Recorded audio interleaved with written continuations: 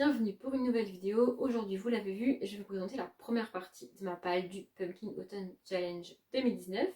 Je vous explique pourquoi première partie juste après. Avant, je fais un rapide récap de vaguement c'est quoi le Pumpkin Autumn Challenge. Si ce que je vous dis ne vous suffit pas pour comprendre ce que c'est probablement parce que vous n'avez pas vu la vidéo de Guimauze. Donc Guimauze, c'est l'organisatrice du challenge.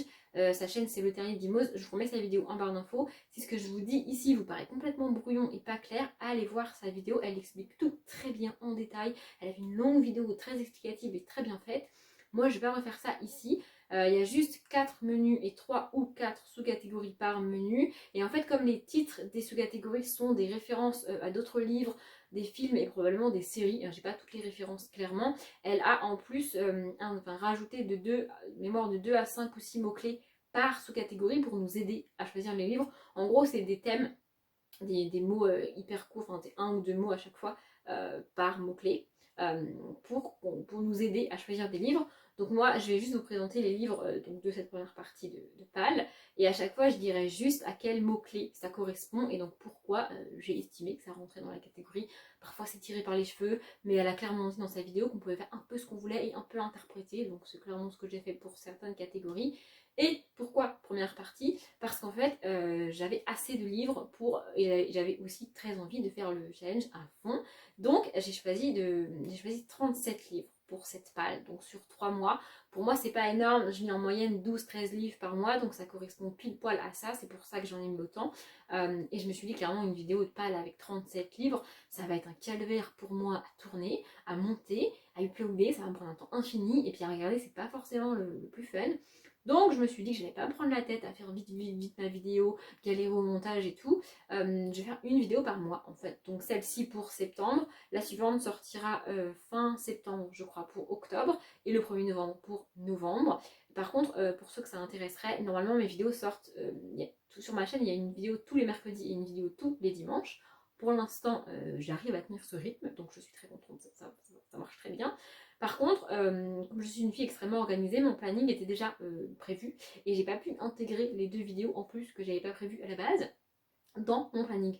Bref, je m'embrouille. Si vous voulez vraiment voir ces pales sur ma chaîne, elles sortiront des vendredis et pas des mercredis ou des dimanches comme c'est normal, c'est la norme sur ma chaîne en fait. Bref, je divague. Je vais vous montrer les livres. Il y en a 13 dans cette vidéo parce qu'il y a 4 menus et 3 ou 4 sous-catégories par menu, ce qui fait en tout 13 sous-catégories. Et je me suis dit que pour cette première vidéo, ça serait bien de montrer un livre par sous-catégorie. Enfin bref, j'avais envie de faire ça. Donc ici, il y en aura 13. Dans les suivantes, il y en aura 12.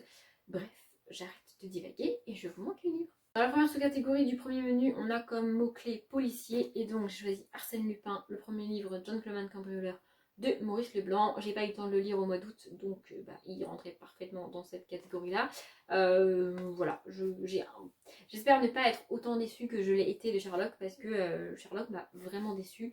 J'y reviendrai dans un update lecture qui sortira dans 1000 ans, mais j'y reviendrai un jour. Donc voilà, j'espère ne pas être déçue par ce livre-là. J'ai bon espoir que ça le fasse. On verra bien. Dans la deuxième sous-catégorie du premier menu, on a comme mot-clé, enfin que moi j'ai choisi, fantôme et piraterie. Et le livre que j'ai mis, c'est le tome 4 de Sherlock Lupin et moi, La cathédrale de la peur, donc de Irène Adler.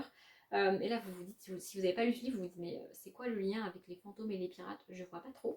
Le lien, c'est la dernière phrase du résumé, que pour une fois j'ai lu.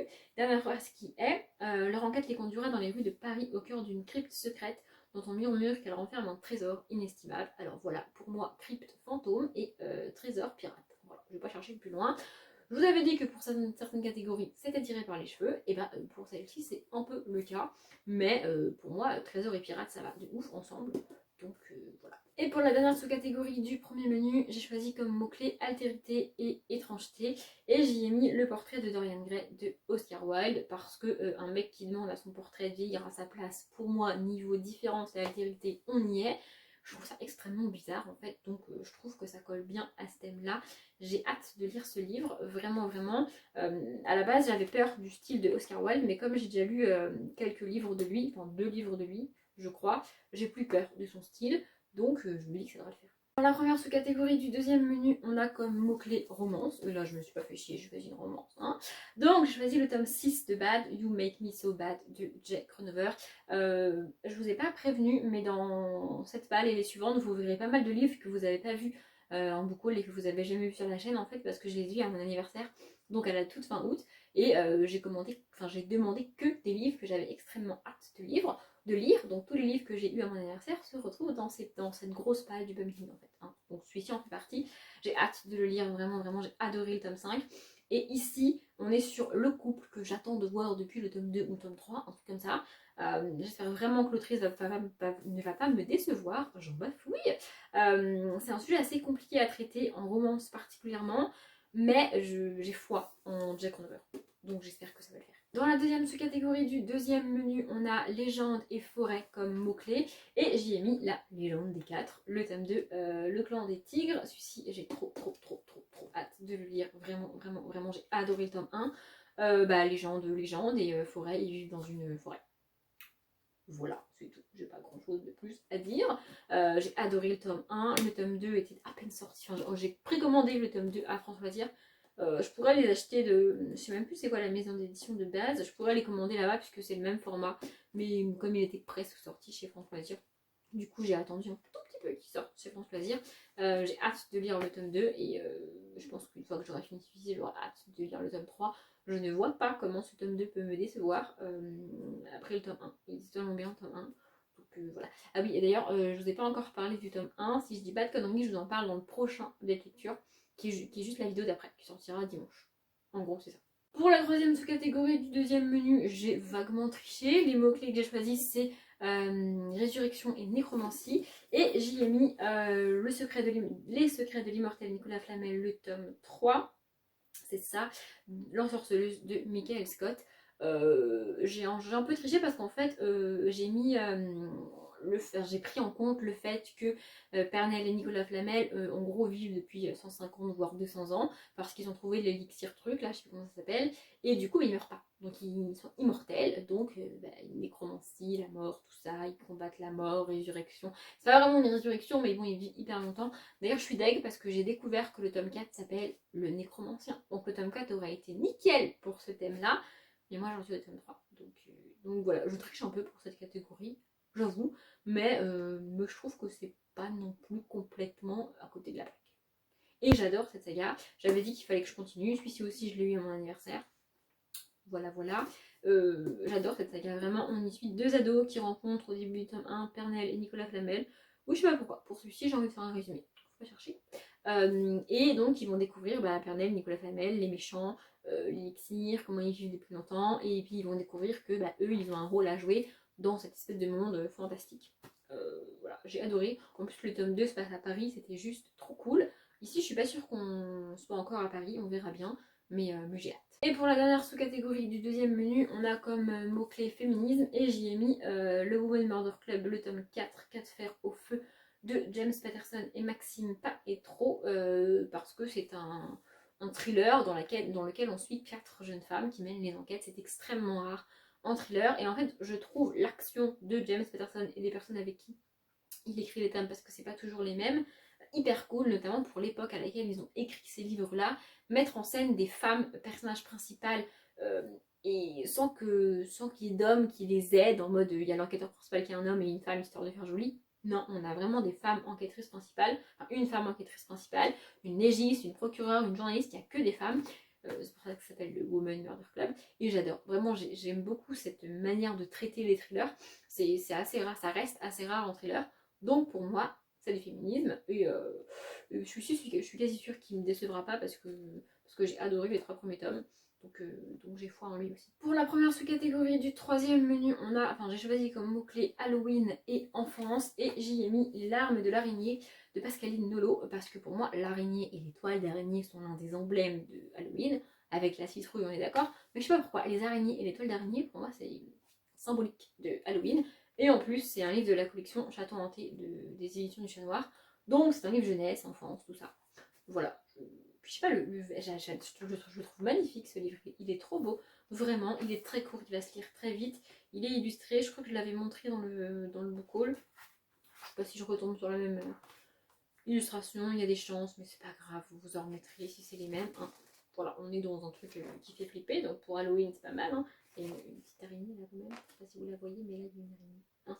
Bref, voilà. Donc je me suis dit que étant donné que l'araignée est pour moi l'un des emblèmes de Halloween, on était pas mal dans le thème, et qu'au pire c'est de la jeunesse, donc niveau enfance ça passe. Pour la deuxième sous-catégorie du troisième menu, j'ai choisi les mots-clés faux semblants, et je ne vais pas pouvoir vous expliquer pourquoi, je suis désolée. J'ai mis Elia la passeuse d'âme, le tome 2, saison froide de Marie Bareil. Le saison froide aurait été nickel pour le Cold Winter, mais clairement je suis pas assez patiente pour attendre 10 décembre pour lire ce livre. Donc je vais le lire en septembre, on ne sera pas en saison froide du tout, mais c'est pas grave. Oui, en fait, le problème c'est que si je vous dis pourquoi ce livre colle avec le faux semblant, ça vous spoil un peu le tome 1. Donc je trouve ça dommage, mais en gros, faites-moi confiance, ça y va. Moi j'ai estimé que ça y allait, faites-moi confiance, ça y va. J'ai pris faux semblant dans le sens c'est pas quelqu'un se fait passer pour quelqu'un d'autre, mais c'est quelqu'un fait quelque chose pour que les gens croient quelque chose alors qu'en fait c'est pas vrai.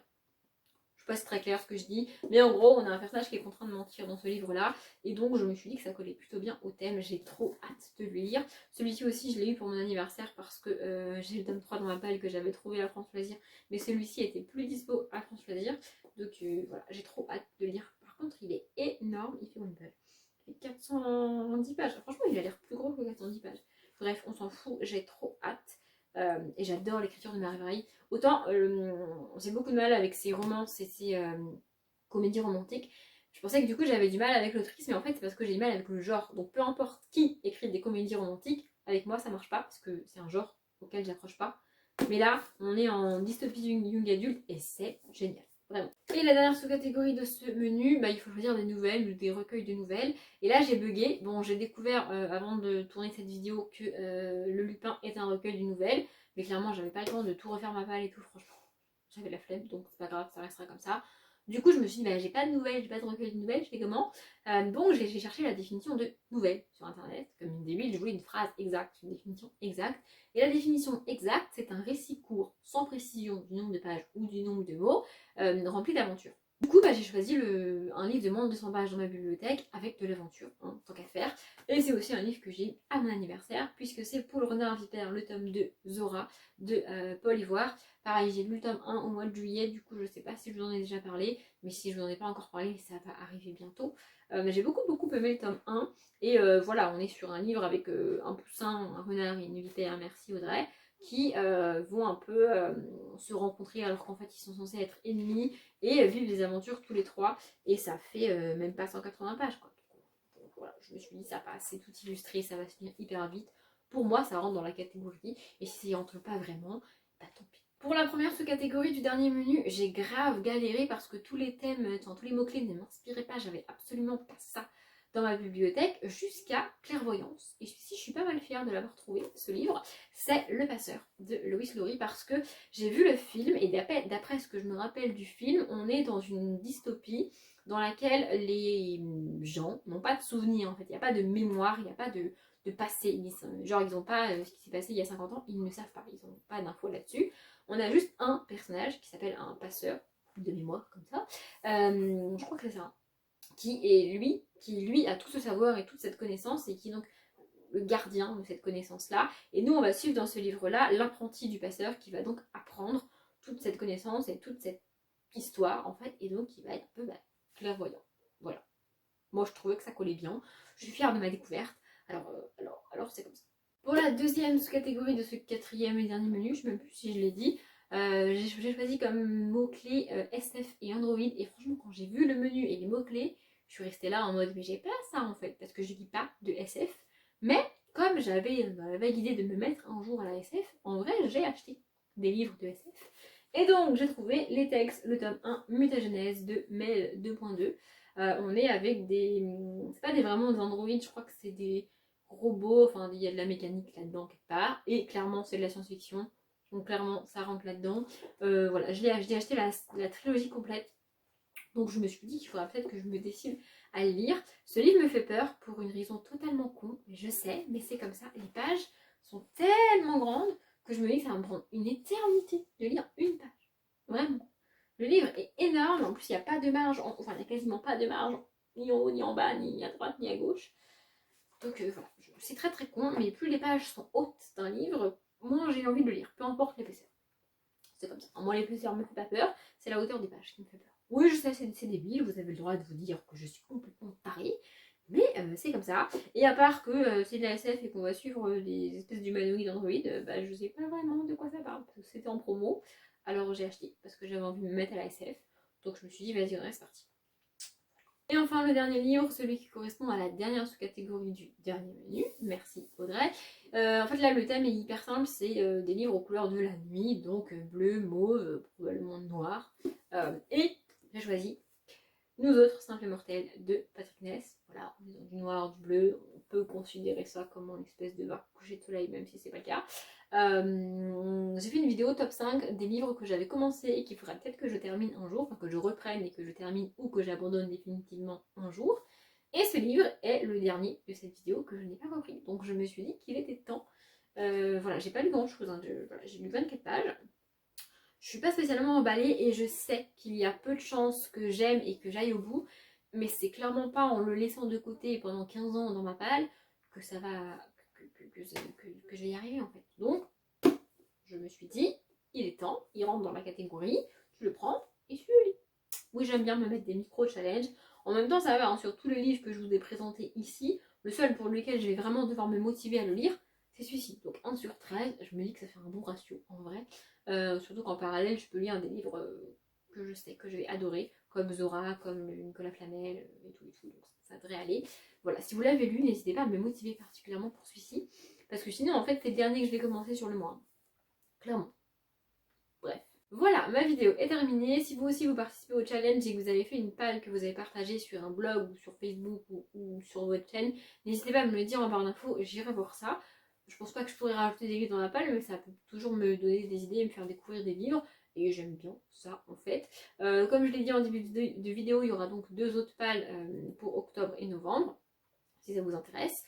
Bref, je m'arrête là parce que je commence à divaguer et à blablater, ça ne va pas du tout. Cette vidéo est censée être courte, hein. C'est pour ça que j'ai divisé la palle en 3. Bref, j'espère que ça vous a plu. Comme d'habitude, je vous souhaite une bonne journée, un bon après-midi, un bon appétit ou une bonne nuit. Et je vous dis à bientôt.